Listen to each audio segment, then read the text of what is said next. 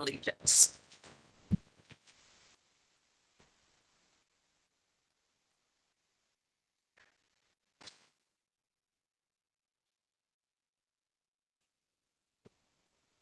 Pledge allegiance To the flag of the United States of America and to the republic for which it stands, one nation, under God, indivisible, with liberty and justice.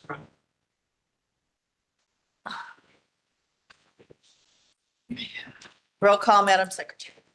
District Abraham. Here. Second District. Here. Third District Charles Brown. Fourth District Pete Mulder. Present. Fifth District Christine Sid.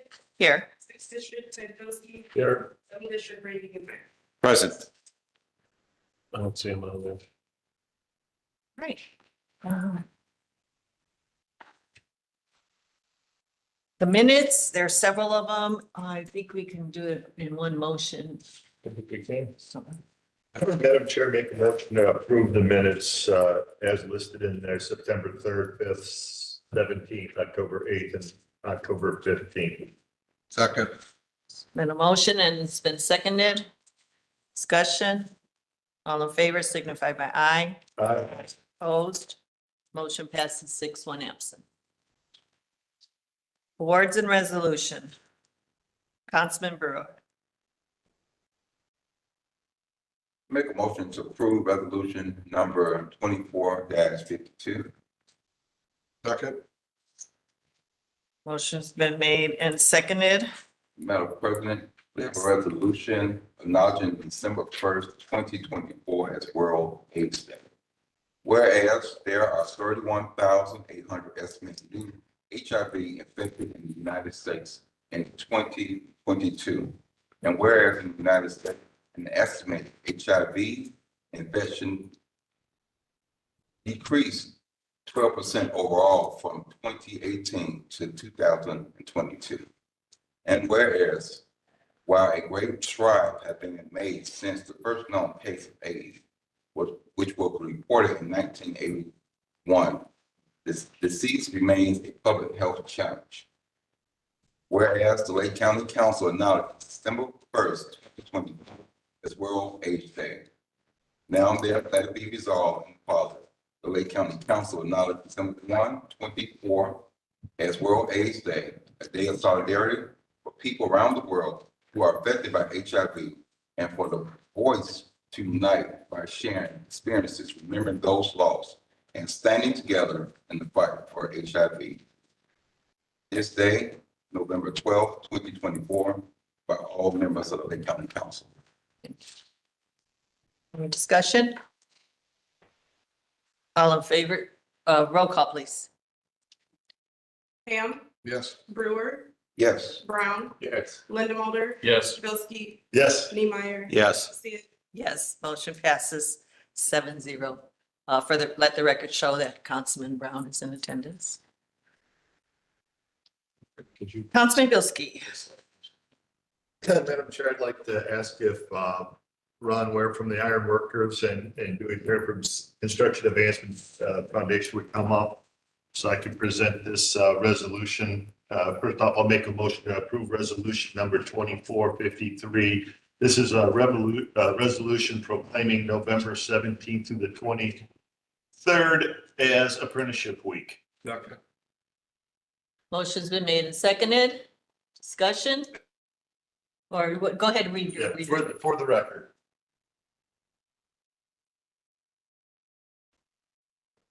Resolution number 2453. Whereas National Apprenticeship Week is celebrating its 10th anniversary of raising awareness of the vital role registered apprentices provide in creating opportunities by allowing apprentices to earn while they learn and preparing a pathway to good quality jobs and well-paying careers in Lake County and across the nation. And whereas apprenticeships are a vital pathway of individuals to gain hands-on experience, develop skills, build rewarding careers. And whereas the apprenticeships model bridges the gap between education and employment, fostering skilled workforce that meets the needs of local industry. And whereas Lake County is committed to promoting workforce development, enhancing economic growth, and creating opportunities for our residents. And whereas the dedicated efforts of employers, educational institutions, and community organizations play a crucial role in establishing the support of apprenticeship programs. And we recognize the achievements of apprentices and the contributions they make to their communities and the economy. Now therefore, the Lake County Council does hereby declare November 17th, 2024 through November 23rd, 2024 as National Apprenticeship Week. During this week, we encourage all residents to celebrate the value of apprenticeships, explore opportunities, and recognize the importance of skilled labor in our local economy. Let us work together to strengthen the commitment to educating, training, and workforce development for a brighter future for all. So resolved this the 12th day of November, 2024, signed by Councilman Dave Ham, Randall Niemeyer, Pete Lindenmulder, Charlie Brown, Ronald Brewer, Ted Bldg, and President Council Lady Christine Sid. I am not, I know we had a group here, so Yes. did you like to say a few words or and then introduce everybody, however you'd like to do it? Sure. I'm Dewey Pierman from Construction Advancement Foundation of Northwest Indiana. We represent about 600 contractors that work in the Northwest Indiana market. All of our contractors are signatory contractors. They employ 20,000 or so skilled craftsmen, almost all of which have gone through apprenticeship training in Northwest Indiana. As testament to the effectiveness of that training, I can tell you that over the years, I've had a number of contractors tell me that from time to time, when the labor market gets tight in Northwest Indiana, and they have trouble finding skilled craftsmen locally, and they have to reach out to other parts of the country to bring in other craftsmen, they have to add additional costs to their projects because those craftsmen are not as skilled as a craftsman from Northwest Indiana. That's a testament to the effectiveness and professionalism of the apprenticeship training that our craftsmen get in Northwest Indiana. And I want to thank Councilman Bldg and the other members of council for this support. Thank you. Oh, I will just say I am today representing the Center of Workforce Innovations. And I'm the new director of Ready Northwest Indiana, which is a consortium of regional educators and employers for developing youth in Northwest Indiana. And this will be our 8th year of having on the 19th a skills trades day. Right now, we have a little over 1,000 high school students that will be coming to the fairgrounds to get hands-on experiences with all of those trades. So if you're not busy on the 19th, feel free to stop by and check out the amazing things that our community is doing as it relates to our youth. So thank you again, everyone. Can you, what is your name? Oh, Sorry. I apologize. My name is Nikki Rodriguez. All right, congratulations to you. Thank you. Thank you. Much appreciated. Ron, have any words? Yeah, come Oh, on. I just, Ron Ware, Building Trades President and Ironworker Business Manager. Just wanted to thank the council for the resolution and the recognition for the trades apprenticeships here in Northwest Indiana and the hard work that all of the affiliates under the building trades, as Dewey mentioned, nearly 20,000 tradesmen and women here in Northwest Indiana working on projects throughout the region, and the hard work that those training coordinators do, trying to provide an opportunity for employment and a career for the young men and women in our communities. And just again, thank you for the council. any words from the councilman? Well, I'll just say that I do appreciate what labor does, because we know not college isn't for everyone. And even though you do have a skill, you can still get an education as well. And I know what you mean when it costs more when you don't have skilled labor, because the project may take longer, errors may occur. So thank you for what you do. Thank you.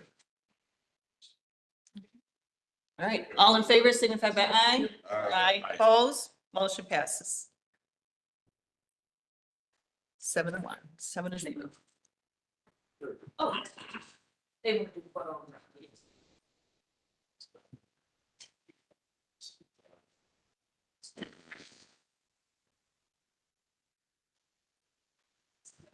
It's good. You look good. I'm kind of like in this. It's all right. It's all good. Nice to get all of us. Thank you. Thank you. Thank you very much. Thank you. All right.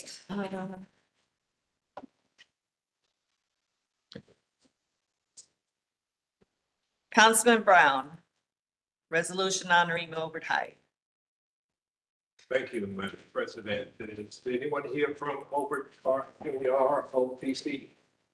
We honored them at the, they have testing today according to Councilman Wilson, Yes. so. Well, I will just read therefore, let it be resolved. We are honoring the junior ROTC of Hobart High School for their dedicated services.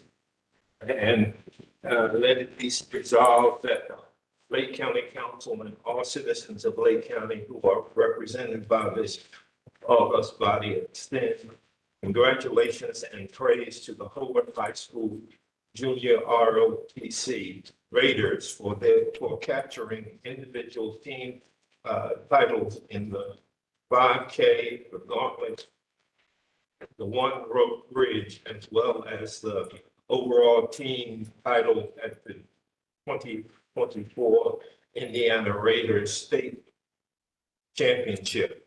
That a copy of this resolution be spread on the official records of the Lake County Council, and that a copy be delivered to the Hobart High School Junior JROTC Raiders. Dated this 12th day of November, Christine Sid, President, Dave Ham, Randall Niemeyer, Pete Linda Miller, Charlie Brown, Ron Brooks, and Ted Bielski. Second. Motion's been made and seconded. Discussion. All in favor signify by aye. Aye. Motion passes 7-0. Lake County Auditor, Councilman Ham. You get no acknowledgements. Madam President. Pardon? No acknowledgements. Oh, does anyone have any announcements? I didn't want to skip over them. I just like to thank Carrie Napoleon. She left with, I thought the event, and I wanted to say to Councilman Niemeyer, I was really impressed your singing. It was excellent. So the whole program was really special. I just thought it was a nice thing to do for the veterans, and I hope it continues. Yes, me too. It was a great event. Yeah, I was surprised. I have a few things up my sleeve. No, it went very well. And really Carrie, Tori, Carol, they all had a hand in it, but they did a great job. I know it was a lot of work gathering all those names. So thank you for that. Thank you very much. Madam President. Madam President, Yes. I want to take this time to send my condolences out to Mayor Eddie Melton of the city of Gary and passing of his father this past week. And also to Councilman Darren Washington, also in that city of Gary.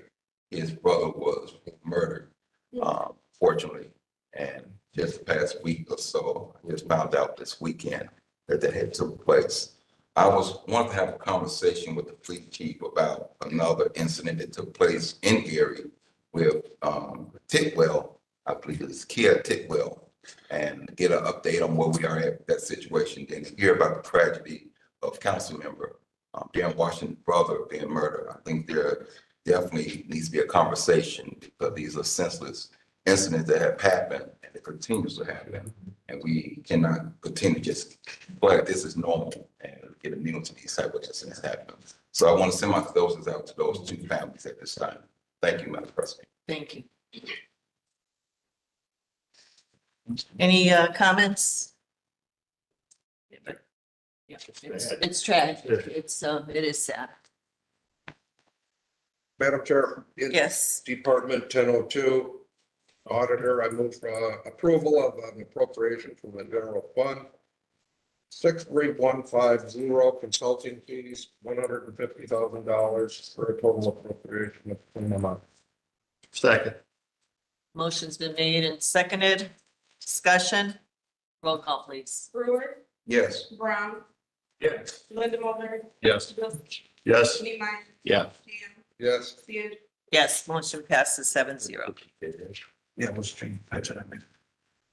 We'll have Carol send a letter to those families. Oh, I'm sorry. Madam Chair, Family Department, I move for approval of an ordinance amending the Lake County part-time employees pay rate. Ordinance for 2024, ordinance number 1490D. Second. Motion's been made and seconded. Discussion. Roll call, please. Brown, Yes. Linda Mulder. Yes. Bilski, Yes. Neemeyer, Yes. Dan, Yes. Brewer, Yes. Sid, Yes, motion passes 7-0. Madam Chair, I move for suspension of. Second. Motion's been made and seconded for suspension. Roll call, please. Linda Mulder, Yes. Bilski, Yes. Neemeyer, Yes. Yes. Brewer, Yes. Brown, Yes. Sid, Yes, motion passes 7-0. I move for approval on second reading. Second. Motion's been made and seconded for approval on second reading. Discussion.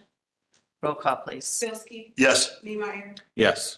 Yes. Brewer, Yes. Brown, Yes. Linda Mulder, Yes. Sid, Yes, motion passes 7-0. Councilman Bilski. Madam Chair, I make a motion to revise 144 out of 1001. Position 166240001 deputy clerk, $40,000, proposed zero difference, $40,000. The position 16 field deputy, proposed 40, difference 40. As Lino stated at our study session, this was reclassification for a position. There's no economic change. It's just putting the person under the job description that fits them. Second. Motion's been made and seconded. Discussion.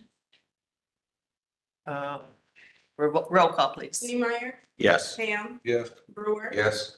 Brown, Yes. Linda Mulder, Yes. Bilski, Yes. Yes, motion passes 7-0. Madam Chairman, I make a motion to approve a transfer of the general fund from postage 63220 $500 to 61210 longevity. This is for the St. John Township Assessor. It's $500. Second. Motion's been made and seconded. Discussion. All in favor, signify by aye. Aye. Opposed, motion passes 7-0. Madam Chair, Criminal Courts Department 3002, I move for approval of a transfer in the general fund from 61130 technicians, $9,200, 62230 clothing, $700, 63231 travel registration, $1,000, 63233 travel and lodging, $1,000, to 61190 part-time, $600, 63190 other professional services, $5,200, and 63290 other communication and transportation, $6,100 for a total transfer of $11,900. Second.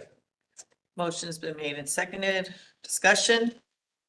All in favor, signify by aye. Aye. Aye. Opposed, motion passes 7-0.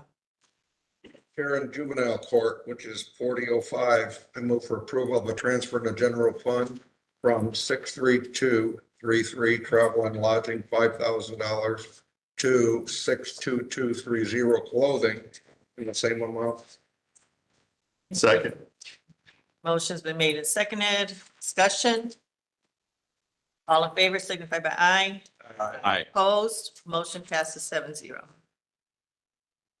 Councilman Brown, Juvenile Detention Center. Madam President, under Juvenile Detention Center 8003, I move for an appropriation.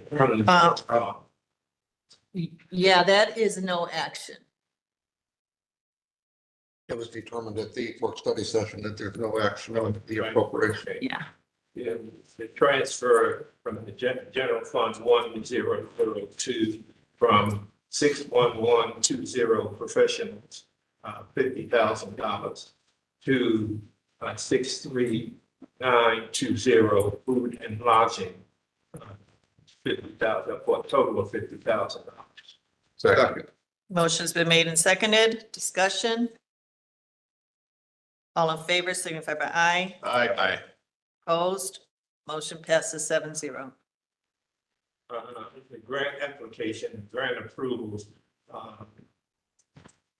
Indiana Criminal Justice Institute, a juvenile community alternatives grant program for 2025 through 2027. Juvenile community alternatives grant application. Second. Motion's been made and seconded. Discussion. All in favor signify by aye. Aye. Opposed? Motion passes 7-0. Under the Indiana General Criminal Justice Institute, a juvenile behavioral health competitive grant program for 2025 through 2027, juvenile behavioral health competitive grant application. I move. Second. Motion's been made and seconded. Discussion. All in favor signify by aye. Aye. Opposed? Motion passes 7-0. Election registration. Councilman, yes. Madam President, I move to create a new line item for the federal 2023 HAVA Election Security Local Grant Fund 8361-64490 other equipment. Second. Motion's been made and seconded. Discussion. Roll call, please. Ham, Yeah. Brewer, Yes. Brown, Yes. Linda Mulder, Yes. Bilski, Yes. Neemeyer, Yes. Yes, motion passes 7-0. Madam President, move for an appropriation of the federal 2023 HAVA Election Security Local Grant Fund 8361-64490 other equipment in the amount of $12,655. Second. Motion's been made and seconded. Discussion. Roll call, please. Brewer, Yes. Brown, Yes. Linda Mulder, Yes. Bilski, Yes. Neemeyer, Yes. Ham, Yeah. Sia, Yes, motion passes 7-0. Question before we do this next one. I was not here on Thursday, so do we make a motion to deny this or what's the actual? Yeah, correct- deny those on. Okay. Madam President, I move to deny the ordinance number 2581, Mazar Hussein Malik Property, Inc., owner and petitioner 101624 B2 to B3, which had received an unfavorable recommendation from the Planning Commission with a vote of 6-0. Second. Motion's been made and seconded. Discussion. Roll call, please. Brown, Yes. Linda Mulder, Yes. Bilski, Yes. Neemeyer. Yes. Ham, Yes. Brewer, Yes. Sia, Yes, motion passes 7-0. Good to see you. Nice seeing Even though- you. Okay, weights and measure. Councilman Lindamold. Madam President, move for an appropriation from the Weights and Measures User Fees Fund 7255-64440 motor vehicles in the amount of $13,268. Second. Motion's been made and seconded. Discussion. Madam President, did Yes. we figure out how that late fee is going to be addressed on? Because she had asked for an additional was it $71 or something? Is that going to be a, They're gonna have to come back because this was the advertising. right? I just didn't know if there was a transfer that could be made within their budget. Yeah, they'll be able to do a transfer for Okay. that piece. Yeah. All right. It's Thank you. minimal. Okay, thank you. It should. Any other discussion? Roll call, please. Linda Mulder, Yes. Bilski, Yes. Neemeyer, Yes. Ham, Yes. Brewer, Yes. Brown, Yes. Sia, Yes, motion passes 7-0. Okay, Councilman Brown, Lake County Sheriff.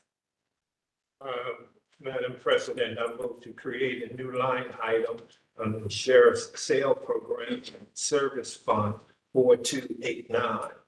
Line item 64490 other equipment. Second. Motion's been made and seconded. Discussion. Roll call, please. Bilski, Yes. Neemeyer. Yes. Ham, Yes. Brewer, Yes. Brown, Yes. Lindamotor. Yes. Sid. Yes, motion passes 7-0. Madam President, I move for an appropriation under the Sheriff's Sale Program and Service Fund 4289, line 64490 of the equipment, $80,000. Second. Motion's been made and seconded. Discussion. Roll call, please. Neemeyer, Yes. Ham, Yes. Brewer, Yes. Brown, Yes. Lindamotor. Yes. Bilski. Yes. Sid. Yes, motion passes 7-0. Madam President, I move to create a new line item on the Lake County Sheriff's ECE/SP Fund 9342 line 64490 other equipment. Second. Motion's been made and seconded. Discussion. Roll call, please. Ham, Yes. Brewer, Yes. Brown, Yes. Lindamotor. Yes. Bilski. Yes. Neemeyer. Yes. Sid. Yes, motion passes 7-0.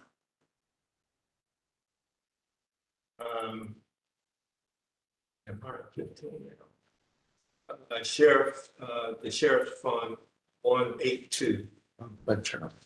Right under appropriation. Where the fuck, D. Oh, I'm sorry. Under appropriations, the Lake County Sheriff's BCE/SP Fund 9342 94490 other equipment for total of $35,000. Second. Motion's been made and seconded. Discussion. Roll call, please. 645. Oh. 64492. Okay. Roll call.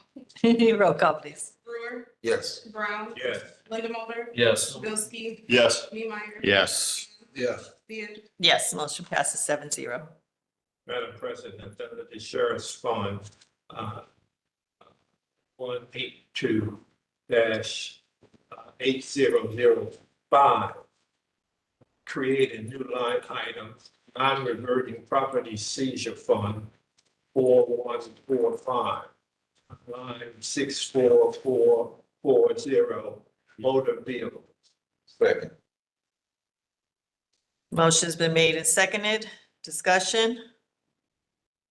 Roll call, please. Brown, Yes. Lindamotor. Yes. Bilski. Yes. Neemeyer. Yes. Ham, Yes. Brewer. Yes. Sid. Yes, motion passes 7-0.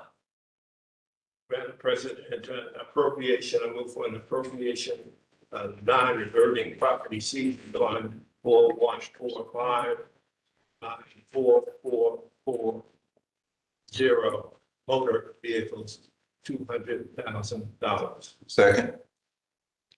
Motion's been made and seconded. Roll call, please. Oh, discussion? Sorry. Roll call, please. Lindamotor. Yes. Bilski. Yes. Neemeyer. Yes. Ham, Yes. Brewer. Yes. Brown, Yes. Sid. Yes, motion passes 7-0. Councilman Lindamotor.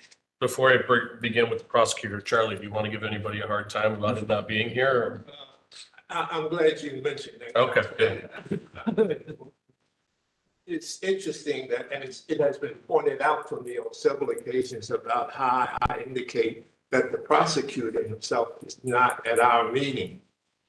They said that you don't point out that the sheriff is not there, the recorder is not there, the auditor is not here, nor the treasurer. So I will no longer point out that the prosecutor is missing from this meeting. I have to point out that all of those other office holders are not here either. It has been unfair for me to pick on the prosecutor's office, and I extend my apologies to the prosecutor. Jake's here. Jake always, Stop telling I extend my. Jake's always there. Yeah, Jake's always here, yes, but I want to see the prosecutor. Madam President, move to approve revised 144, the prosecutor's elderly abuse fund 8127, effective 7/1/2024, 11031-001, admin, coordinator, investigator, presently 80,000, proposed 84,000, difference of 4,000. 11403-001 case monitor, presently 60,000, proposed 63,000, difference of 3,000. 11402-001 administrative assistant, presently 52,000, proposed 54,600, for a difference of $2,600 totals. 192,000 currently, proposed $201,600 for a difference of $9,600. Second. Motion's been made and seconded. Discussion? Roll call, please. Bldg, Yes. Neemeyer, Yes. Ham, Yeah. Brewer, Yes. Brown, Yes. Lindamotor. Yes. Stand. Yes, motion passes 7-0. Madam President, I move for a transfer from the infraction deferral program fund 7104 from 61340 group insurance in the amount of $50,000 to 61190 part-time $50,000 for a total of $50,000. Second. Motion's been made and seconded. Discussion? All in favor signify aye. Aye. Opposed? Motion passes 7-0. Madam President, move to approve a transfer in the pre-trial diversion fund 7135 from 61340 group insurance deduction $5,000 to 61190 part-time $5,000 for a total of $5,000. Second. Motion's been made and seconded. Discussion? All in favor signify by aye. Opposed? Motion passes 7-0. Madam President, move to approve a transfer from the check deception collection fee fund 7279 from 61190 part-time, the amount of $12,000 to 64440 motor vehicles, the amount of $12,000, total of $12,000. Second. Motion's been made and seconded. Discussion? All in favor signify by aye. Opposed? Motion passes 7-0.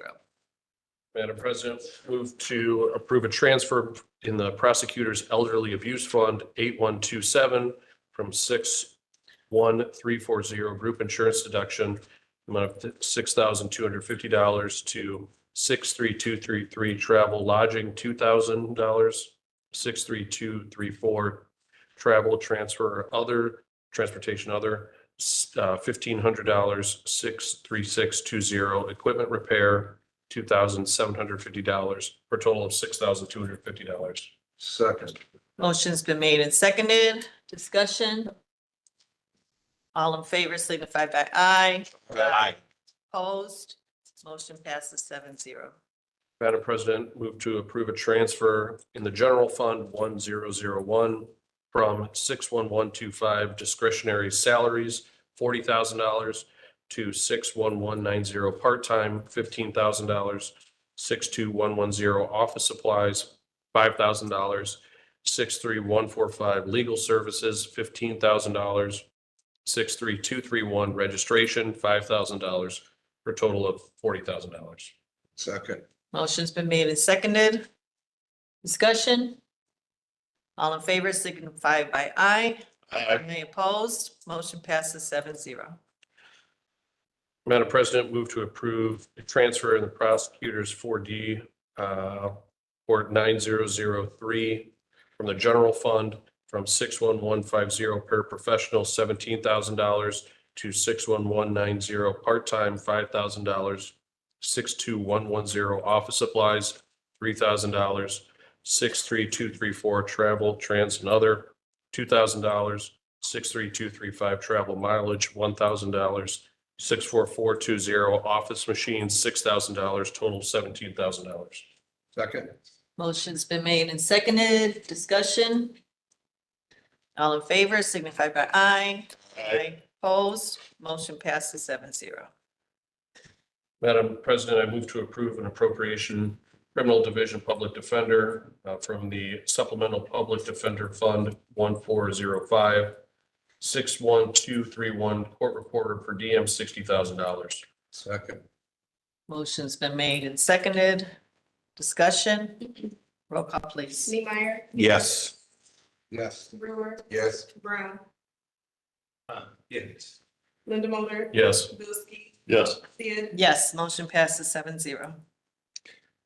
Madam President, I make a motion to approve an ordinance amending the ordinance establishing Lake County Fairgrounds 2019 fee schedule, ordinance number 1423A. Second. Motion's been made and seconded. Discussion? Roll call, please. Sam, Yes. Brewer, Yes. Brown, Yes. Linda Mulder. Yes. Bilski, Yes. Neemeyer. Yes. Sid, Yes, motion passes 7-0. Motion to suspend the rules. Second. Motion's been made to suspend with the rules and seconded. Roll call, please. Brewer, Yes. Brown, Yes. Linda Mulder. Yes. Bilski, Yes. Neemeyer. Yes. Yes. Sid, Yes, motion passes 7-0. Second reading, I move to adopt on second reading ordinance amending the ordinance establishing Lake County Fairgrounds 2019 fee schedule, ordinance number 1423A. Second. Motion's been made and seconded. Discussion?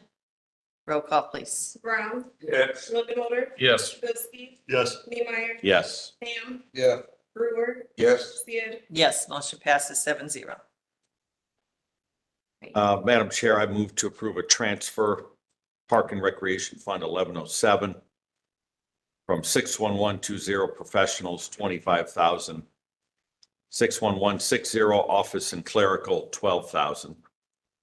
61350 unemployment compensation deduction, 38,000. To 61190 part-time, 25,000. Workman's comp deduction, 50,000. 75,000 total. Second.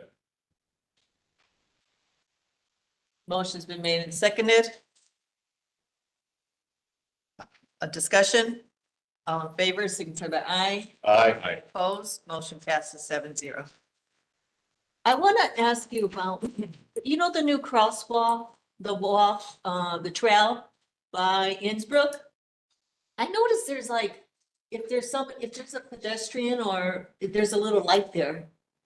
Is that something new? I've never seen that at a crosswalk like that before. There's so many different ones out there now. Oh, Just okay. talking about a different type, and actually, there's some that even cause you to have to like do a little chicane before you can even get to the intersection. So it must be censored. Yeah, we're looking at different things, along with, Mitch, so. I like it. Yeah. All right, thank you. All right. Emergency management. Madam President, I move for grant application and grant approval, grant oversight committees, U.S. Department of Homeland Security Emergency Management Performance Grants, LALN 92.042. And any Indiana Department of Homeland Security 2024 Emergency Management Performance Grant, salary grant renewed application. So moved. Second. Motion's been made and seconded. Discussion? All in favor, signify by aye. Aye. Opposed? Motion passes 7-0. Thank you. Thank you. Madam President, it's a request for a transfer in the 911 operating fund 1014 from 91340 group insurance deduction $150,000 to 61100 overtime $150,000 for a total $150,000. So moved. I second, but that number was 61340 from. Thank you. I got you. Okay, motion's been made and seconded. Discussion? Discussion, Madam President. Yes. How are we coming along on staffing, Mark? Wish I'd be able to give you some better news, but I think it ultimately comes down to the fact that other 911 centers around our area have increased their salaries while we're in a collective bargaining agreement currently. They're hiring at a higher rate than we are. We kind of foresaw that a couple of years ago, but that wasn't anything the county did or didn't do. We weren't even able to present it to you, and that's not going to be moving forward, the plan that I have. There are some other things that I've started investigating that I'll probably be going forward with this council in the next couple months, but I need to get approval from the commissioners and whatnot first. But I think it's paramount for us to get our staffing up. We just had 8 people start today. I'm going to be going and greeting them all once I get done with this meeting. But in the last couple classes, we haven't exactly seen the significant numbers that we'd like to. Hired 11 people 2 classes ago. We have 1 left. Quite frankly, I let 6 of them go because they couldn't show up to work on time in the first 3 weeks. So it's the pool that we're getting right now. And I think ultimately that comes down to the starting pay. What's the number you're at right now? We'll be at 77 as of today, but about 16 of them are in training. 16 are in training? Yes, sir. Okay. Thank you for that. Madam President? Yes. So your number is 77. What is the number that you're targeting to? 105 is what we're allotted. I'd like to see us at about 100 with 5, give or take to be able to allow us for training and whatnot. So what is your average turnover rate in a year's time? So prior to COVID, our turnover rate was about 13% and the national average was 17% in this field. Since COVID, between COVID, the Great Resignation, the world going up 20%, quite frankly, I think you did a phenomenal job with the budget of going to making sure that no one makes less than 40,000 in this building. But that does a great disservice to my department because we make 44,000 working holidays, weekends, and everything else. I think you did a tremendous job with that. That's not what I'm saying. But ultimately, if we would have known that 2 years ago during collective bargaining agreement, maybe we would have been able to foresee some things a little moving forward. Now, the jail's at 27 starting right now. I'm not saying that we're the exact same as them, but we're $7 off an hour difference. And they're also having difficulties because public safety is just a hard thing to find right now. People want to work from home.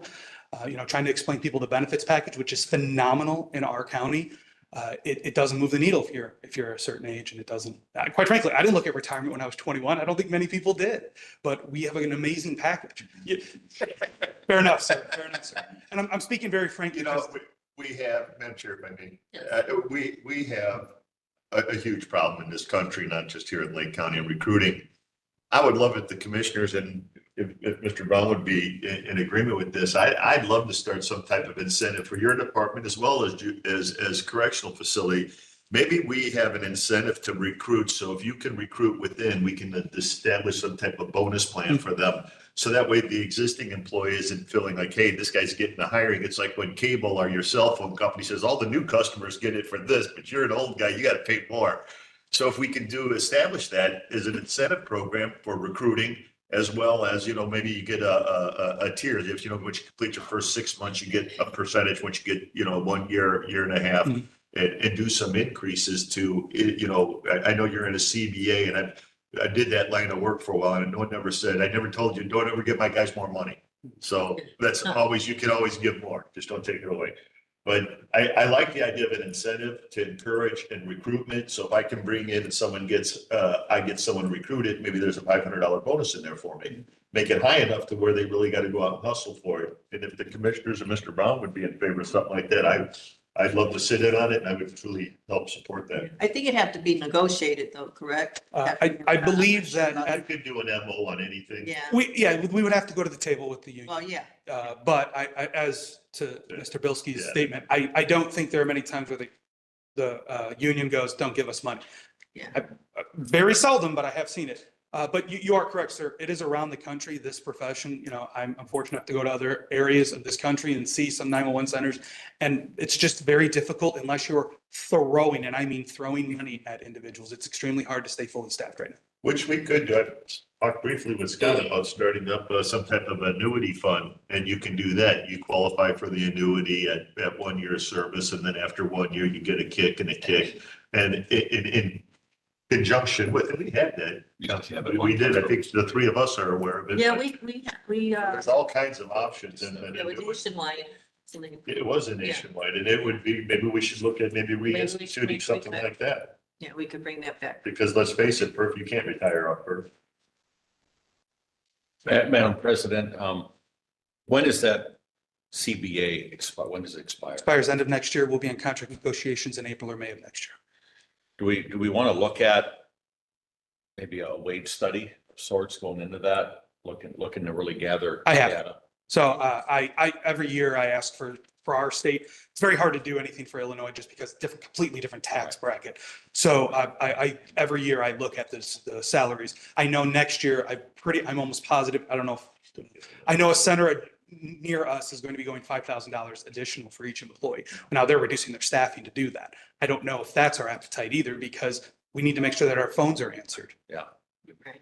So how many employees does the other center have? Other centers, or we're the largest in the state I mean- other than Indianapolis. So Right, we are we're the nowhere, largest. like, almost the problem is we're comparing apples to oranges in almost every place not named Chicago, Well, Indianapolis, or My us. point is this, is that because we had to consolidate and we have so many operators that we need, and before it was, they were in their community, and it was a smaller operation, and I think that retained folks.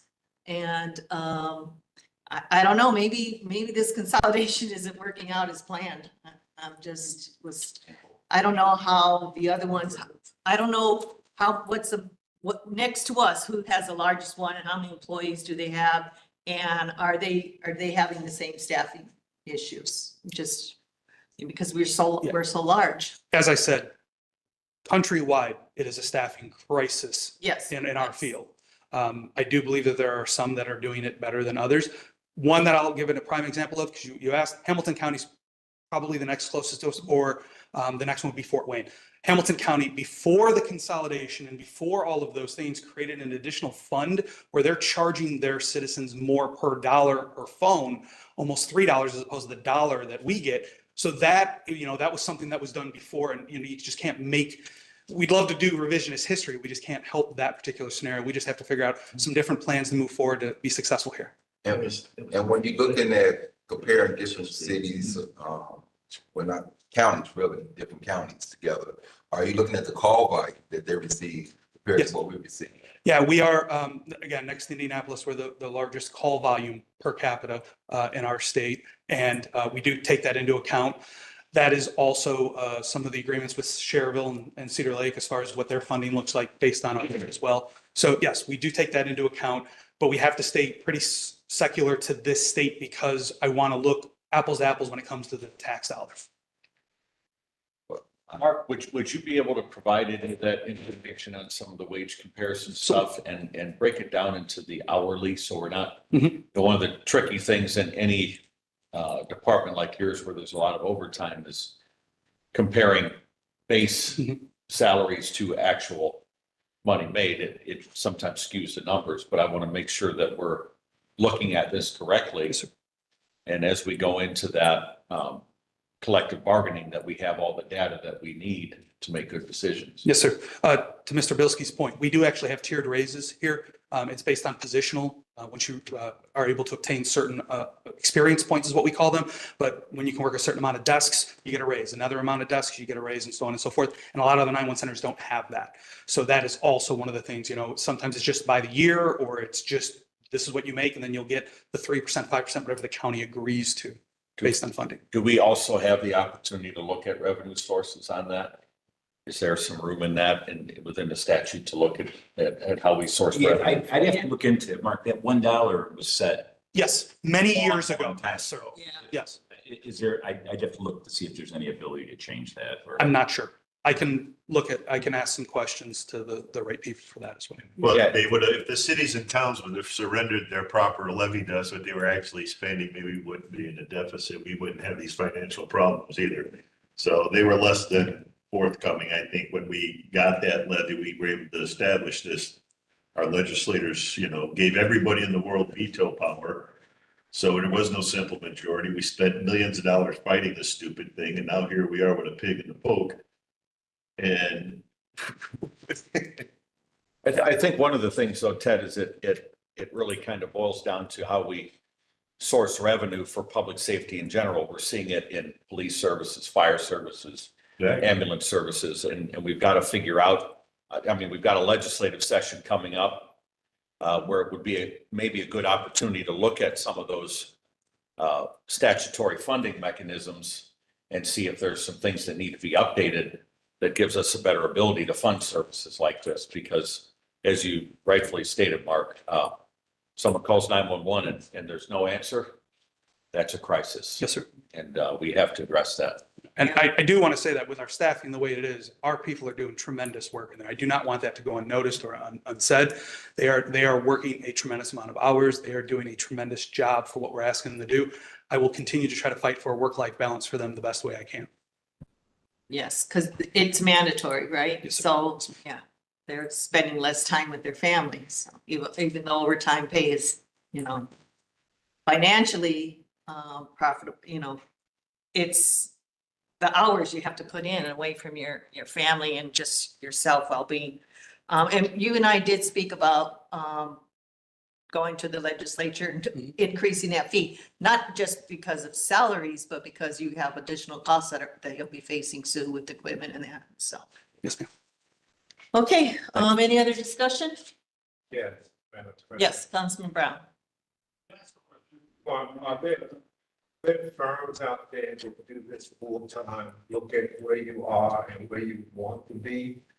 Because we can't, you can, and we can't take this giant project alone.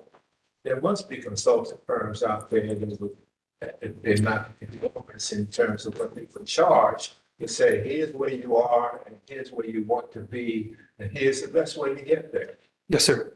When this was first operational, they brought in a consulting firm. About 2 years into my tenure, I brought the same consulting firm in for apples to apples. We are currently going to be on the agenda for the next commissioners meeting for a consultant for our technical. When we reviewed and consultants for that, we also reviewed them for operational, and we're looking at one consultant for that as well. Yes. Could you share that with us? Absolutely. Absolutely. Madam President, I would just say Yes, that this is something I think we should consider as urgent, because we don't want to see a system that could crash if we have 8 to 10 people walking out at once. And we're looking at a number of 77. I think it can be terrible for the county, which I know we're experiencing in Suffolk City of Gary with a delay of calls with response with police when the time calls come in. That's a problem all by itself. So I think we definitely need to pay attention to this. If you can give us as many updates that you can when you stand on staffing, because that's a serious issue that we're now on for all of us. Okay, any further discussion? Madam Chair, just really Yes. quickly, this fee is governed by statute. So Yes. how did Hamilton County do it differently? Prior to the statute. Yeah, Oh, they were in place before. Correct. special legislation. Like I said, they were able to see around the corner apparently before everyone else. Very good. I think all of us here, we need to reach out to our state legislators and, talk to them about the need for this, the need for some flexibility there. It wouldn't hurt if everyone would be in agreement on this, would be to get with HR and maybe establish some type of marketing. I mean, even the United States Army has been running commercials to ask for recruitment. So maybe we work with HR and we can put out there on the streets, let folks know what opportunity we have now, the juvenile corrections, the highway department, public works. And maybe we need to run some type of campaign that highlights the benefits and the positive things about working for Lake County government. I don't know what something like that would cost, but maybe that would be a way in conjunction with the commissioners and HR to move this forward to try to recruit folks. Yeah, you can always look into it. Sure. I mean, I don't know what the consensus, if that's an idea that anyone would want to consider, we can do that easily. Yeah, there's a lot of local radio programs, podcasts we can sponsor. All right. Any further discussion? All right. All in favor signify by aye. Aye. Opposed? Motion passes 7-0. Thank you, Mark. Thank you. Lake County Commissioners. Councilman Ham. Madam Chair, I move for approval on second reading an ordinance establishing the Lake County tax sale local rules and repealing ordinance number 1449B. The ordinance establishing the Lake County tax sale local rules adopted on August 11, 2020, and its amendment. Ordinance number 1449B-1 adopted on February 8th, 2022. Second. Motion's been made and seconded. Madam Chairman, just really briefly on this ordinance, just as a kind of an executive summary, the changes that were made between Thursday and today are we added that the buyers can register either in person or online, but they're put on notice that the auction itself is only online. there's no in-person for that. And we amended paragraph 15 to reflect that 25% penalty. Okay. All right, thank you. Any further discussion from the council members? And when does this go into effect? Is it has it or Yeah, but it's ever has it changes? it's got to be approved by the commissioners also, but yeah, on the passage. Their next meeting tomorrow.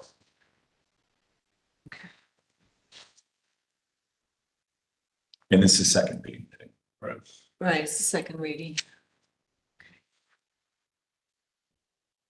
Okay. No further discussion, roll call, please. Linda Mulder, Yes. Bilski, Yes. Neemeyer. Yes. Ham, Yes. Brewer, Yes. Brown, Yes. Sid, Yes, motion passes 7-0. I am reaching out to SRI to see if they can make that application more user-friendly so that there are less folks that are thrown out of the, being able to purchase. All right, County Council, Councilman Ham. Madam Chair, in Department 6001, I move for approval of an ordinance amending the Lake County part-time employees pay rate ordinance for 2024, which is ordinance number 1490B. Second. Motion's been made and seconded. Discussion? Hearing none, roll call, please. Bilski, Yes. Neemeyer, Yes. Ham, Yes. Brewer, Yes. Brown, Yes. Linda Mulder. Yes. Sid, Yes, motion passes 7-0. Move for suspension of the rule. Second. Motion's been made and seconded for suspension. Roll call, please. Neemeyer, Yes. Ham, Yes. Brewer. Yes. Brown, Yes. Linda Mulder, Yes. Bilski, Yes. Sid, Yes, motion passes 7-0. I move for approval on second reading. Second. Motion's been made and seconded for second reading. Discussion, roll call, please. Ham, Yes. Brewer. Yes. Brown, Yes. Linda Mulder, Yes. Bilski, Yes. Neemeyer, Yes. Sid, Yes, motion passes 7-0. Madam Chair, next ordinance, I move for approval of an ordinance amending ordinance number 1400B, the ordinance establishing non-reverting self-insurance and insurance working funds for Lake County. Second. Motion's been made and seconded. Discussion, roll call, please. Brewer, Yes. Brown, Yes. Linda Mulder, Yes. Bilski, Yes. Neemeyer, Yes. Ham, Yes. Sid, Yes, motion passes 7-0. Move for a suspension of the rule. Second. Motion's been made and seconded for suspension of the rules. Roll call, please. Brown, Yes. Linda Mulder, Yes. Bilski, Yes. Neemeyer, Yes. Ham, Yes. Brewer, Yes. Sid, Yes, motion passes 7-0. Move for approval on second reading. Second. Motion's been made and second for approval on second reading. Discussion, roll call, please. Linda Mulder, Yes. Bilski, Yes. Neemeyer, Yes. Ham, Yes. Brewer, Yes. Brown, Yes. Sid, Yes, motion passes 7-0. Next ordinance, Madam Chair, I move for approval on ordinance amending the Lake County Self-Insurance Ordinance 992C-3. Second. Motion's been made and seconded for approval on second reading. Discussion, roll call, please. Bilski, Yes. Neemeyer, Yes. Ham, Yes. Brewer, Yes. Brown, Yes. Linda Mulder, Yes. Sid, Yes, motion passes. Is that a no? Oh, did someone say no? They said it was Oh, first reading. Oh, okay. Motion passes 7-0. Move to suspend the rule. Second. Motion's been made and second to suspend with the rules. Roll call, please. Neemeyer, Yes. Ham, Yes. Brewer, Yes. Brown, Yes. Linda Mulder, Yes. Bilski, Yes. Sid, Yes, motion passes 7-0. Move for approval on second reading. Second. Motion's been made and seconded for approval on second reading. Discussion, roll call, please. Ham, Yes. Brewer, Yes. Brown, Yes. Linda Mulder, Yes. Bilski, Yes. Neemeyer, Yes. Sid, Yes, motion passes 7-0. Madam Chair, What do you I think? move for approval on the South Shore Convention and Visitors Authority, which is ordinance number 9. Second. Motion's been made and seconded. Any discussion? Mr. Talon's here. Like to step Morning, forward. Phil. Morning, Madam President, Councilman. Thank you for inviting us here today. My name is Phil Talon. I'm the President and CEO of the South Shore Convention and Visitors Authority. I'm going to be relatively brief. I know I came here one time and not everybody was here when I spoke. So just want to let you know that if there's ever a time you want to talk and you have some questions about the organization, we plan on being the most transparent organization in Lake County if possible. So please reach out at any time. Briefly, I want to tell you that tourism in Lake County is strong. We had over 1.2 billion in visitor spending in 2022, which places us second in the state of Indiana behind Marion County, of course. And I could tell you from a recent seminar, it's interesting that we heard about Hamilton County here. The president of the Hamilton County CVA got up and said that they're in third and they're targeting Lake County to try and pass us up in the future. So it's my goal to make sure that our organization does not let that happen. We're doing very well in Lake County. I have our CFO here. If you'd like, she can come up and give a very brief presentation for our budget. Your time, Phil. Okay, Nicole Wolverton. Good morning. Thank you. Morning. So we did see each other last September, or this past September, I guess I should say. And since that time, our board of directors has approved the resolution that was previously presented. So for 2025, we are requesting about $6,614,000. It's a small increase from our budget for the previous year for 2024, about $15,000. Our goal this year, as we've kind of had some changes in leadership, is really to hone in on our actual appropriations, make sure that we clean those up going forward. And then we are ready for some new initiatives in 2026. So we're excited to kind of build out on our budget and build on our cash reserves for this next year. Great. I have, Convention, Councilman. yeah, questions. Yes. No, you can go ahead. Well, I was just going to say, so I should have mentioned this earlier. We've had 9 months in a row of month-to-month increases in innkeeper's tax, which tells you we're very strong in Lake County in tourism right now. And it's, testament to everybody, all the cities and towns that are in Lake County. We're also looking at new initiatives of not just increasing revenue, but decreasing expenses. To give you an example of that, we just recently brought on a consultant to look at our insurance. And we just recently made a change in our insurance that will save us about $60,000 a year in insurance costs without changing any of the benefits that our employees are currently receiving. So those are the types of things that we're going to be looking at going forward. So, decreasing expenses, a lean budget, efficient, balanced budget every year. So with that, Yeah, so what I always ask, and Scott will tell you that from the time I stepped foot in this place, one of the things with budgeting that's always been kind of a bugaboo for me a little bit is that we talk about the spending part of it and don't talk about the revenues too much. What are the sources of revenue and how much in each one of those buckets contributes to your budget? Sure. Well, our 2 top revenue sources are always going to be the innkeeper's tax and casino dollars. So that attributes most of the revenue that we receive. We do offer things that we call like program partnerships. So, for example, we represent Lake County because of all our tax dollars come from Lake County. However, we do get businesses outside of Lake County that want to use our services. So they will pay us, enter into a program partnership, and then we'll help market, promote, and advertise.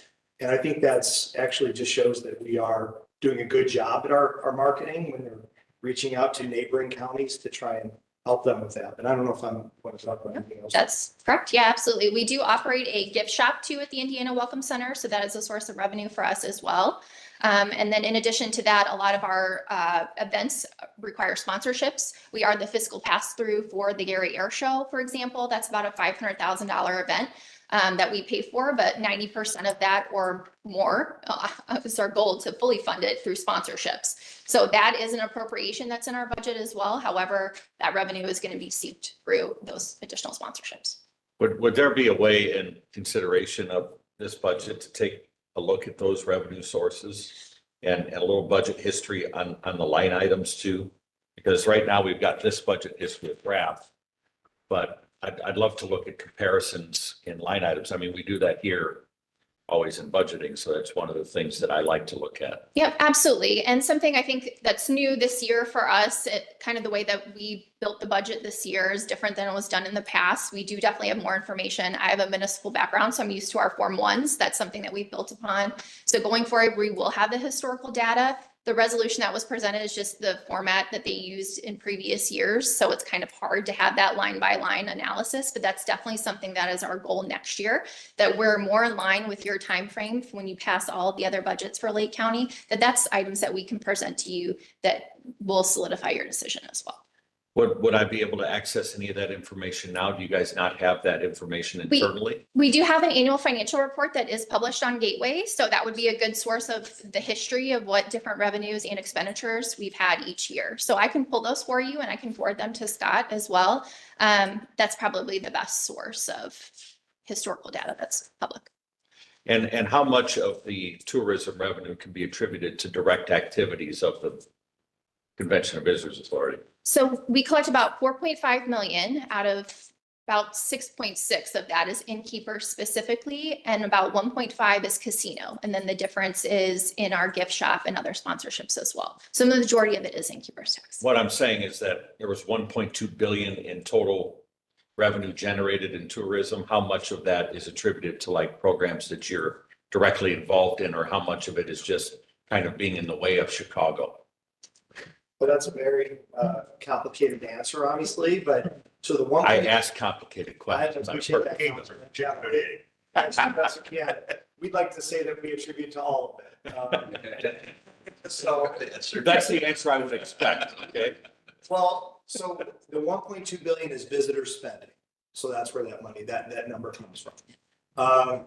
It's hard to say on paper how much is because of the marketing promotion that we're doing, as opposed to how much somebody just, every year happens to go to the air show, whether we promote it or not.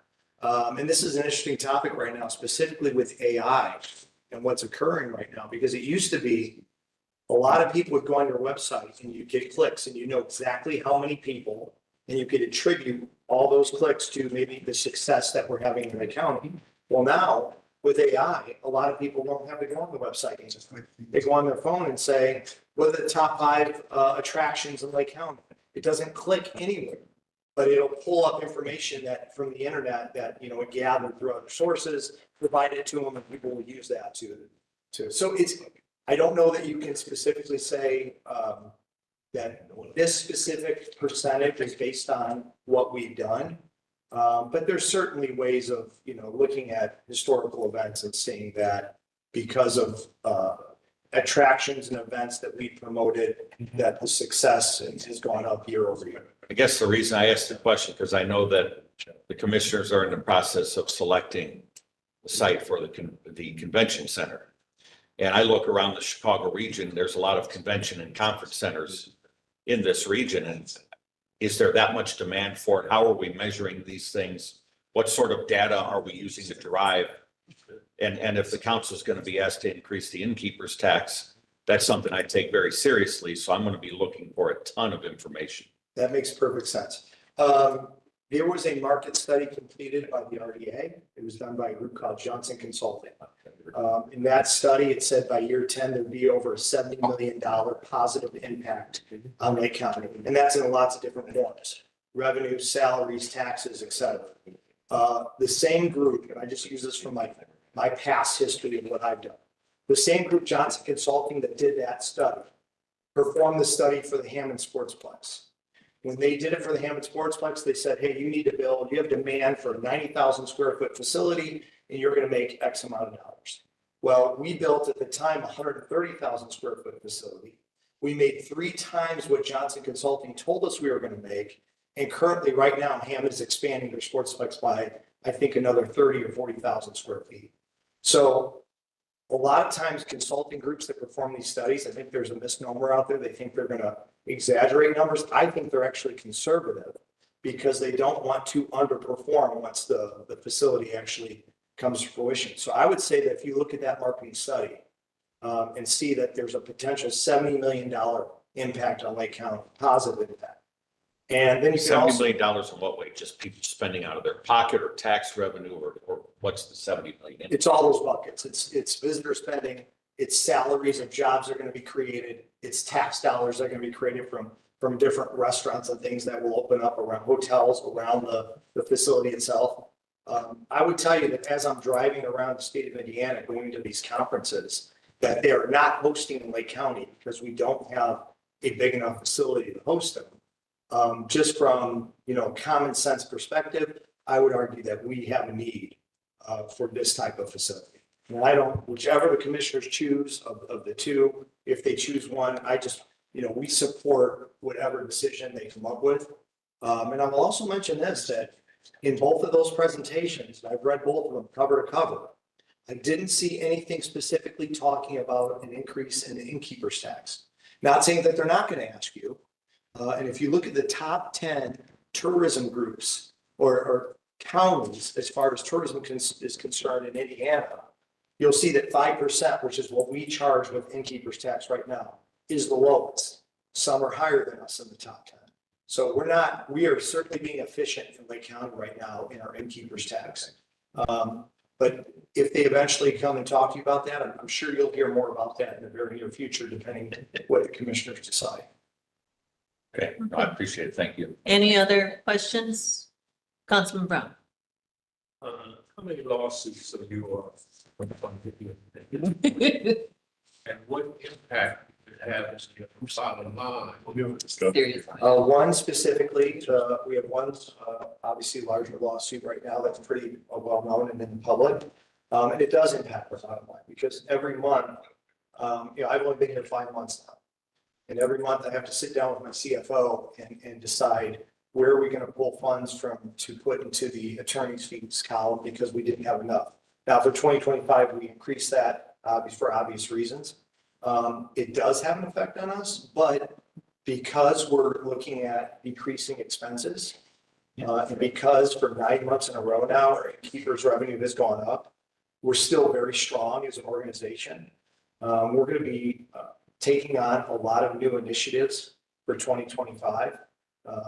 Talk to our organization about our staff. They're fully aware that we're going to be looking at new opportunities that we haven't in the past. So does it affect us? Yes. But we're a strong enough organization that we're going to be able to work through that. And when it's over, we're all going to be better off for it, obviously. But thank you for asking. Anything further? All right, roll call, please. Brewer, Yes. Brown, Yes. Lindemoller, Yes. Bilski, Yes. Neemeyer, No. Ham, Yes. Sid, Yes. Motion's passes 6-1 absent. That's on first reading. Madam Chair, move it. I wasn't absent. It was one no. I mean, one no, I'm sorry, one no. I was looking to see. Definitely And, not and, it's- absent. and, One no. and let me qualify one thing. The no is just, I want more information. That's all. More comparison stuff. Give it a shot. Move to suspend. Second.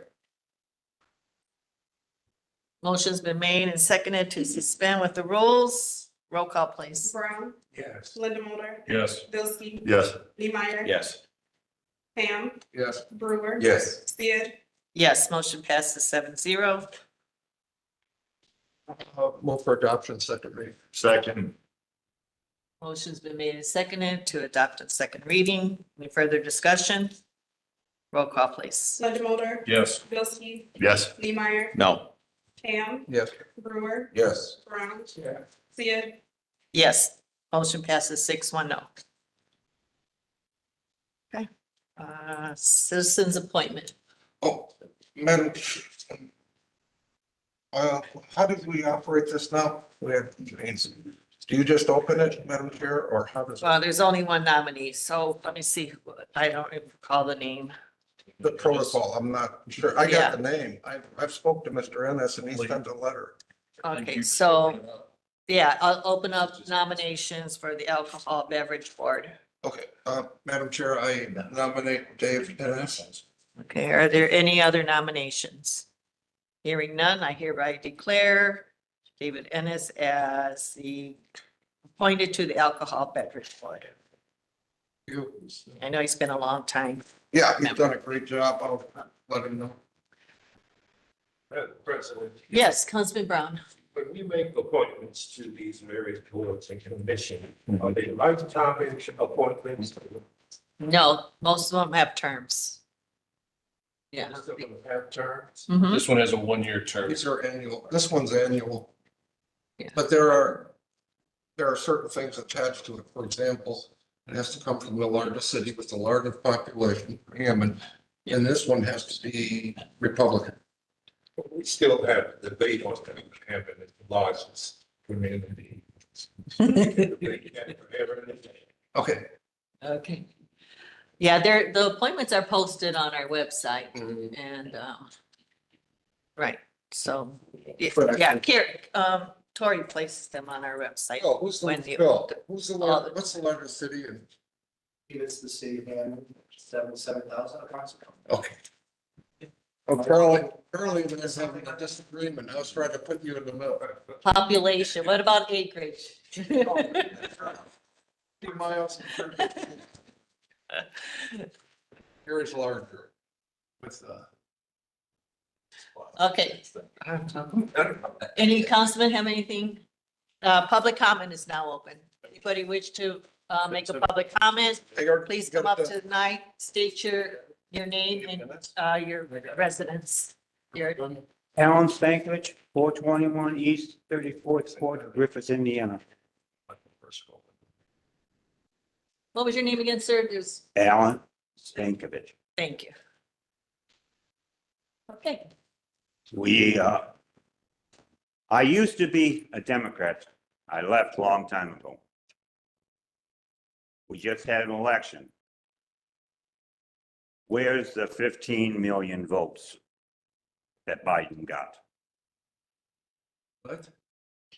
Where's the 15 million that Biden got when he ran in 2020? We just had election Tuesday. I don't understand the question. Where the. Biden got 80 million. Put it in the ballot, sir. I'm not talking about this year. 2020, he got 80 million votes. Where's the 15 million from this year's? There's 15 million people missing. Yes, they didn't vote. No, I'll tell you exactly what happened. Please. Democrats cheated. Really? My, that's an amazing thing. Newspapers. And it'll be a long time in heck for me to ever vote for another Democrat because I will not trust them. Second issue, immigrant sanctuary. You did not have my support to put that in. Just so you're. Yeah, clear, the county is not a sanctuary. No. It's just not. Yeah, we're not. That is social media. I'm hoping you're right, because a judge just ruled on it. I'd suggest maybe getting a piece of tin foil and be set. Motion to adjourn this year. I hope you're right, because the judge had just made a determination on it, and it's for the whole state. Whoever put it in, it's in violation of the Constitution. Both this one and the state. Motion to adjourn. Yeah, if you, yeah. There are other Anyone else? public commenters. Anyone else? Yes. Thank you, Marty. sir. Thank you. Thank you. Tin foil hat on, Rich. 14629 Dewey Street, Cedar Lake, Indiana. My name's David Crane. I'm a retired county police officer. I'd like to speak on the issue of the E911. I appreciate every one of you holding the director to the fire on this issue. But since 2015 till now, we have trained over 500 dispatchers. The current number is 60 in that office down there. Those women and men in that office are overworked. And I appreciate, and I know they do, the raises that you've given them. There are many problems. What I'm asking of this board is to please have more oversight on the E911. If you go in there, all of you are elected officials, if you go in there and you speak to any one of those dispatchers in private, they will tell you that it's a leadership issue, just like in our jail.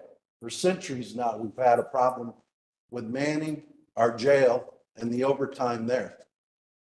And the numbers of the employment kind of balance out the training maybe, but I know the numbers that I were given was that we are paying $2,500 for each new dispatcher that's trained, plus their hourly wage and the trainer's hourly wage.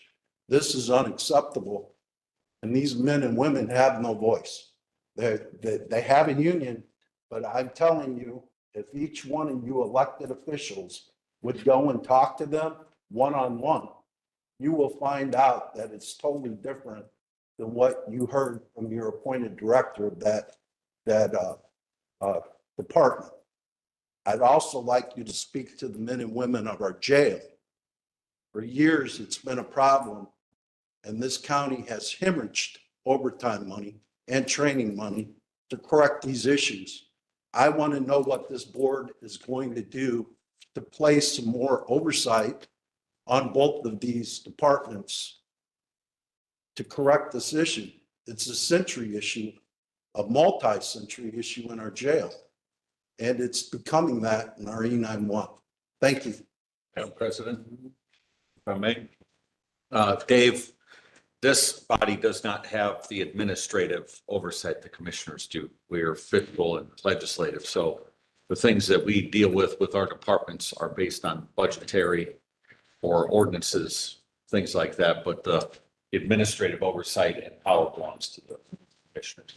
Sir, I understand that, but I also know that you control their fiscal budgets here. And if you guys can put some more oversight and maybe add some more leadership to what they have that's currently failing, maybe that could be addressed, and maybe they would be held to a fire to try and actually do something to correct this. I mean, there's times that our E911 only have 2 call takers in that center. And that's unacceptable for the citizens of our county.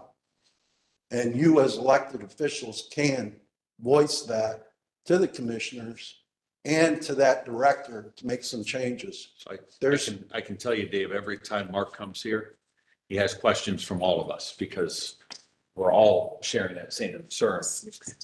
Where our lane of government is limited is part of the issue. I mean, yeah, we could use the power of the purse to an extent, but if you use it as a punishment, then we can be held liable for that too. So we're not necessarily going to do that, but we are asking those questions. We're getting things on the record.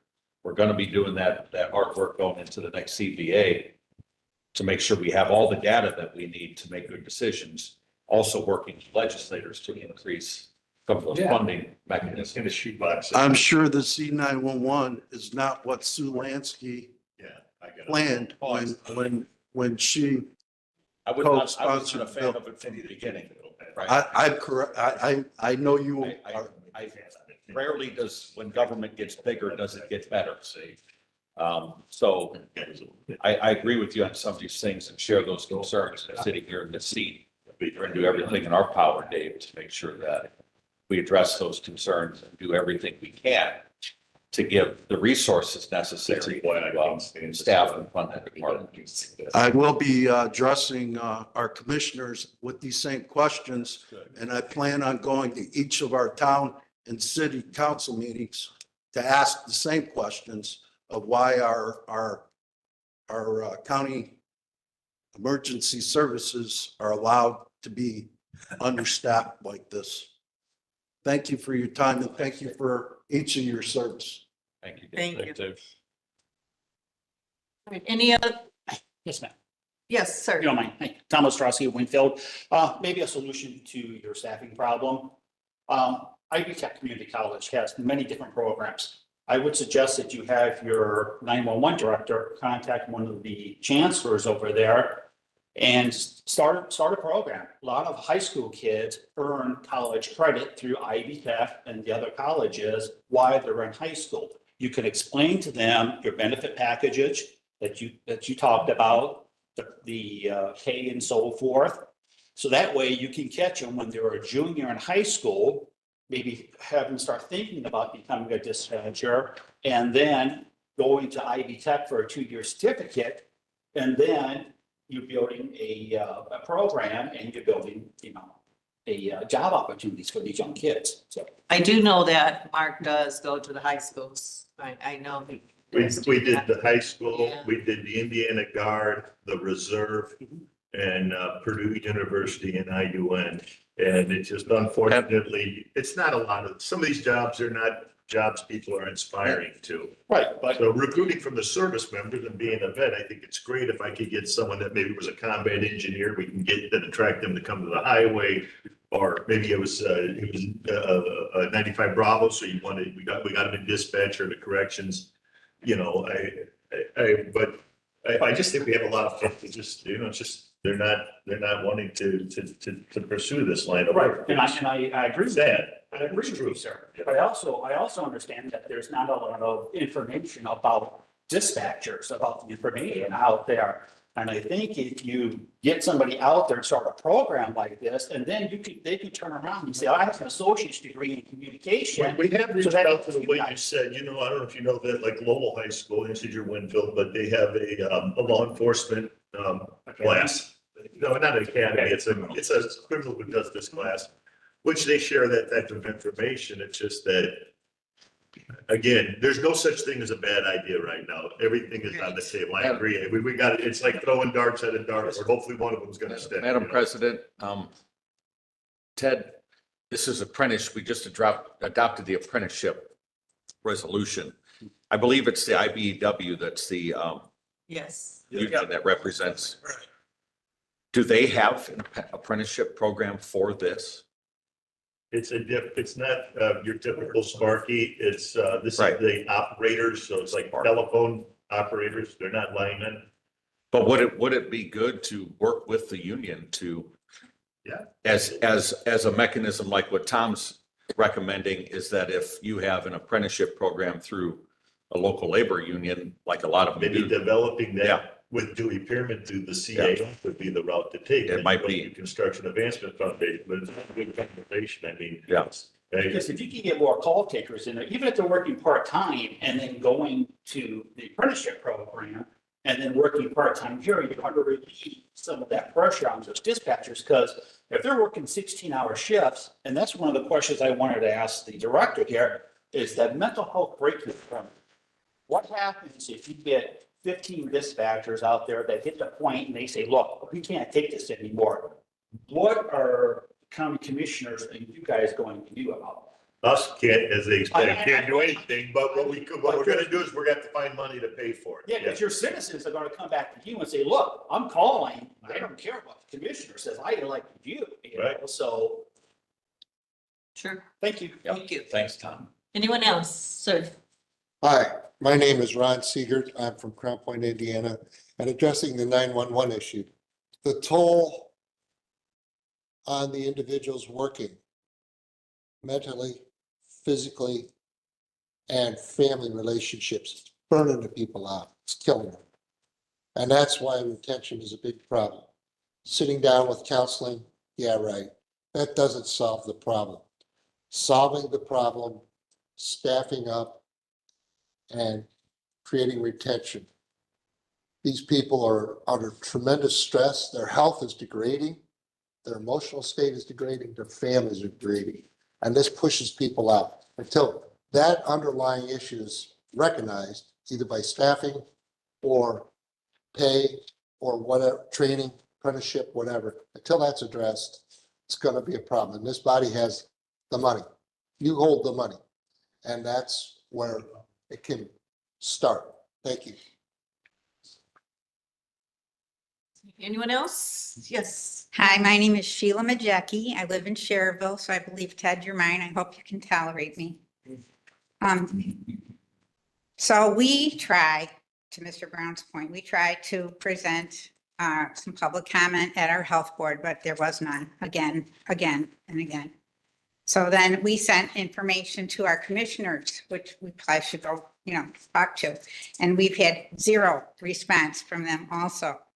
So just to give you an update of what I wanted to say at the health board meeting, but was unable to, is the Cleveland Clinic warns there is going to be a wave of mass deaths. And oh God, what's that?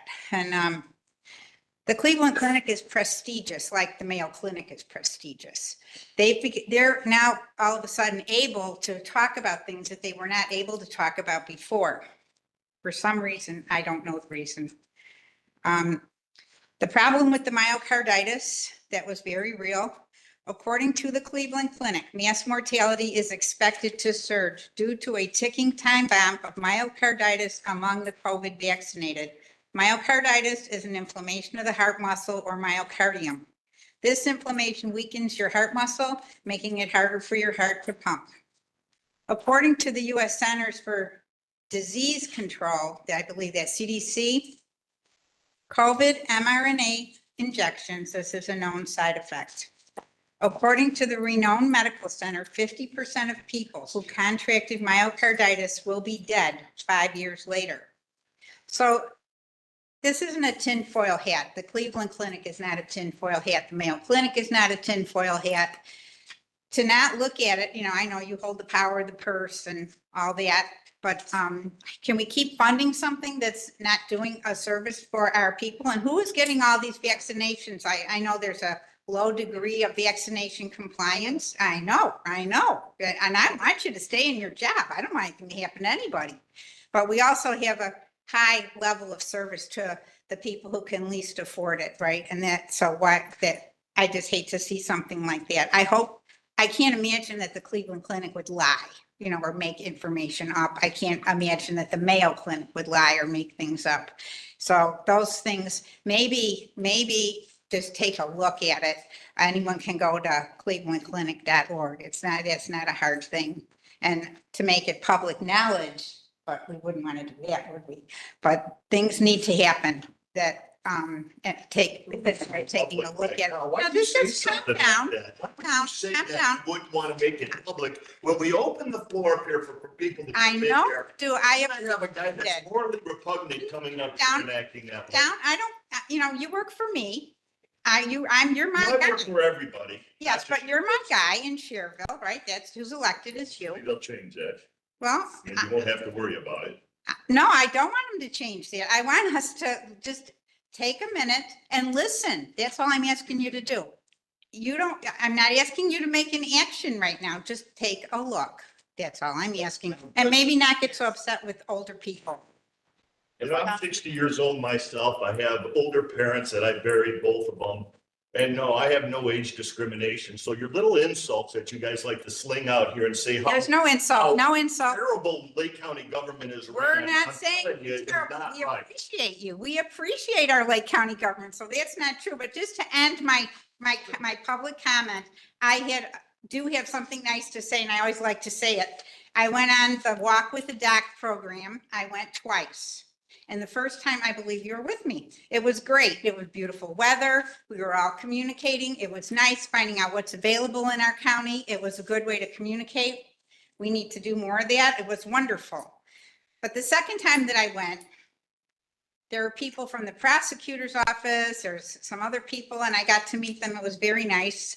But as we walked across the street, there was a dead rat in the sidewalk. And I went, oh. And they said, oh yeah, there's a lot of rats. That's from the jail. They're very common. And all of us walked right by it. So I thought, well, someone's going to make a call, right? And get rid of this rat in the sidewalk. These are all government people. They all work at Lake County. And we came back and guess what? That dead rat was still there. And that's all I really needed to say. Thank you. I had a question about, since I don't attend health board meetings, you said that they're not allowing for any time for public comment? Correct. Which I wouldn't even be here if they did, right? I don't understand. Is there any reason for that? Do you know of? Not that I know of. I don't know statutorily that they have to. I don't know. They have a lawyer over there. I mean, she's saying they actually Yeah. ask her about it and report back to him. I mean, I think it's just good practice to always in public meeting settings to offer that opportunity, even if there's disagreements, which there That's is why here we from do. time to time, but that's part of the process of public discourse, so. Mhm. All right, Thanks. any other comments? Anyone else want to comment?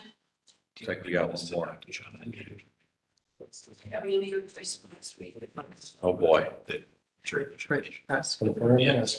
Yeah, I didn't get a Parking chance that, to read Yeah. the summary judge. Good morning, everybody. I'll make my comments short. Did you state your name? Barbara Cotellis, Hobart, Indiana. Okay, I do wish someone from the council or someone from the commission would attend a health board meeting. You really need to. I've asked one of our legislators. Hopefully she will too. At this meeting, Nick Dauphin said that the health department was going to ask, first of all, he said that the health department workers and staff were the lowest paid in the state, Lake County. I did my own research and I don't find anything like that. I think he should come up with the data that proves that. I found that, for one thing, the average salary for a full-time public health officer in Indiana is $59,000. I asked Matt Fetch if he could tell me what year Nick Dauphin became an employee, and he said to fill out a records request. We know where they go. Later on in the day, I did find out online when Nick Dauphin was put on or got that job. It was 2019. Anyway, in the course of trying to find that out, I came across a site called govsalaries.com, and I was able to find out the salary of Nick Dauphin and Shandana Babalala. Now, it's among the highest, probably the highest in the state, if not almost the highest.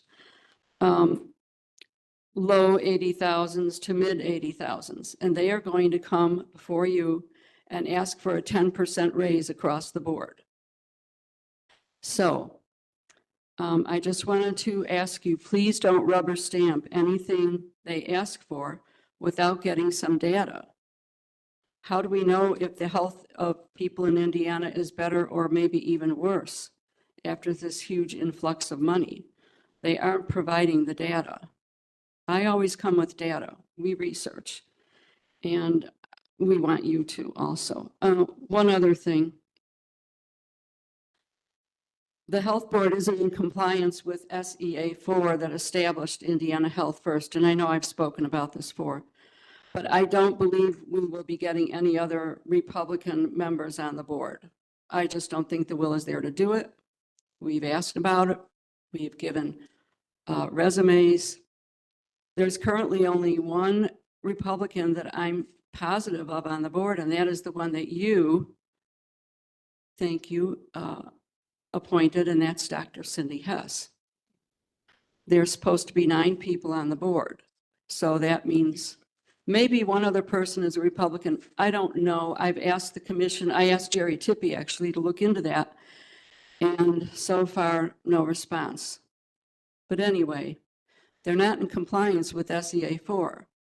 And for that reason and other reasons also, I want Lake County to opt out of Indiana Health First in July of 2025.